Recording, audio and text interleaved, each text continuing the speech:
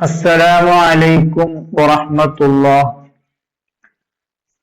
8ാം ക്ലാസ്സിലെ ദുറൂസ്, 3ാമത്തെ പാഠം. വറഫഅനാ ലക ദിക്റക, അങ്ങയുടെ പ്രശംസ നാം ഉയർത്തിയിരിക്കുന്നു. ഈ പാഠത്തിന്റെ തദ്രീബാത്താണ് നമ്മൾ വായിക്കുന്നത്. നഖറഉ വ നക്തുബുൽ മാന, വായിച്ച് അർത്ഥം എഴുതാം. കുറെ ഹദീസുകൾ ഇങ്ങനെ പറയും, അതൊക്കെ നിങ്ങൾ വായിക്കണം. വായിച്ചിട്ട് അതിന്റെ അർത്ഥം എഴുതും വേണം. ആഅത്തുൽ അജീറ അജ്റഹു ഖബ്ല അൻ യജിഫ അറഖുഹു, തൊഴിലാളിയുടെ വിയർപ്പ് ഉണങ്ങുന്നതിന് മുമ്പ് അവന്റെ കൂലി കൊടുക്കുക. 2. ഇൻ ഖാമത്ത് അലാ അഹദികുമുൽ ഖിയാമത്തു വഫീ യദിഹി ഫസീലത്തുൻ ഫൽയഗ്രിസ്ഹാ, നിങ്ങളിൽ ഓരോരുത്തരുടെയും കയ്യിൽ ഒരു തൈ ഉള്ളപ്പോൾ ലോകാവസാനം സംഭവിച്ചാൽ പോലും ആ തൈ അവൻ നടട്ടെ. 3. അൽ മുസ്ലിമു മൻ സലിമൻ നാസു മിൻ ലിസാനിഹി വയദിഹി, മുസ്ലിം എന്നാൽ മറ്റുള്ളവർക്ക് തന്റെ നാവിൽ നിന്നും കയ്യിൽ നിന്നും സുരക്ഷിതത്വം ലഭിക്കുന്നവനാണ്. 4. മുഹമ്മദുൻ സയ്യിദുൽ അഅറാബി വൽ അജമി, മുഹമ്മദ് നബി സ്വല്ലല്ലാഹു അലൈഹി വസല്ലം അറബികളുടെയും അനറബികളുടെയും നേതാവാണ്. 5. മുഹമ്മദുൻ ഖൈറു മൻ യംശി അലാ ഖദമി, മുഹമ്മദ് നബി സ്വല്ലല്ലാഹു അലൈഹി വസല്ലം ഭൂമിയിലൂടെ നടക്കുന്നവരിൽ ഏറ്റവും ശ്രേഷ്ഠനാണ്. നുജീബു, നമുക്കെന്ത് ചെയ്യാം?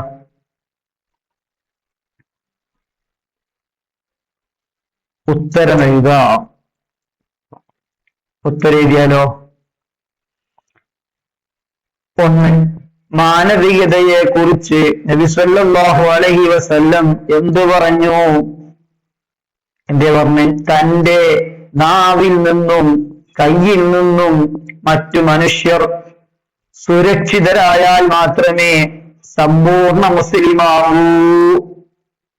2. പരിസ്ഥിതി സംരക്ഷണവുമായി ബന്ധപ്പെട്ട് നബി സല്ലല്ലാഹു അലൈഹി വസല്ലമ എന്ത് പറഞ്ഞു? അന്ത്യദിനം വന്നാൽ പോലും തന്റെ കയ്യിലുള്ള വൃക്ഷത്തൈ നട്ടുപിടിപ്പിക്കണം. 3. ഭൂമിയിൽ സദാസമയവും നബി സല്ലല്ലാഹു അലൈഹി വസല്ലമയുടെ നാമം മുഴങ്ങുന്നു. എങ്ങനെ? ഭൂമി ഉരുണ്ടതാണല്ലോ. നമുക്ക് ളുഹറിന് അദാൻ വിളിക്കുമ്പോൾ മറ്റൊരിടത്ത് അസറിന്റെ സമയമായിരിക്കും, മൂന്നാമത്തൊരിടത്ത് മഗ്രിബ്, അങ്ങനെ അങ്ങോട്ട് പോവും.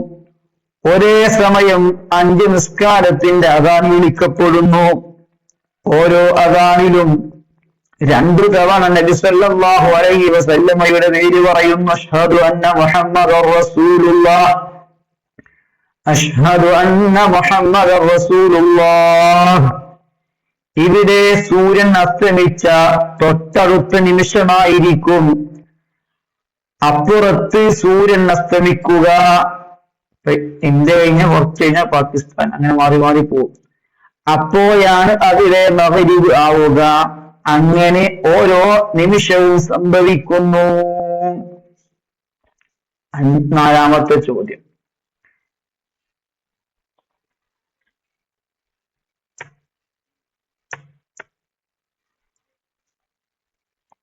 നബി സല്ലല്ലാഹു അലൈഹി വസല്ലമയുടെ ചരിത്രത്തിന്റെ സൂക്ഷ്മമായ രേഖയുണ്ട്.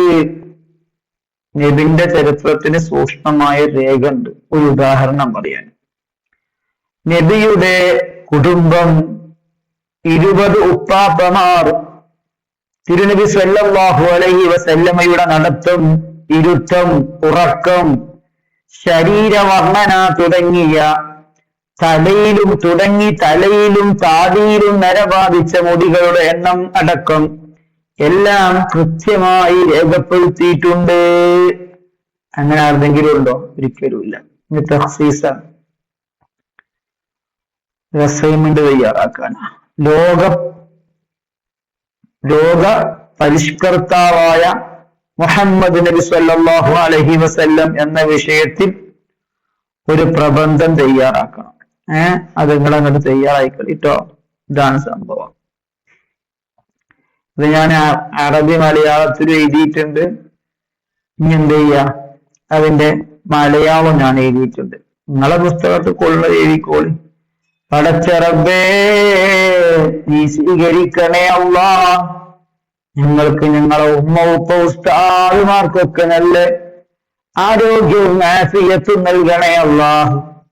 റബ്ബേ മരണപ്പെട്ടു പോയവരുണ്ട്, ഉസ്താദുമാര്, രക്ഷിതാക്കള്, ബന്ധുമിത്രാദികൾ, അവർക്ക് മഗ്ഫിറത്തും റഹ്മത്തും നൽകണേ അല്ലാഹ്.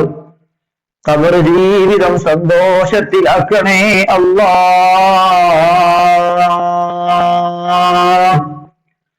അർഹമുർ റഹീമായ റബ്ബേ നിന്റെ ദീനിനെ ഖിദ്മത്തെടുക്കാൻ ഞങ്ങൾക്കും ഞങ്ങളുമായി ബന്ധപ്പെട്ട മുഴുവൻ ആളുകൾക്കും നീ തൗഫീഖ് നൽകണേ അല്ലാഹ്.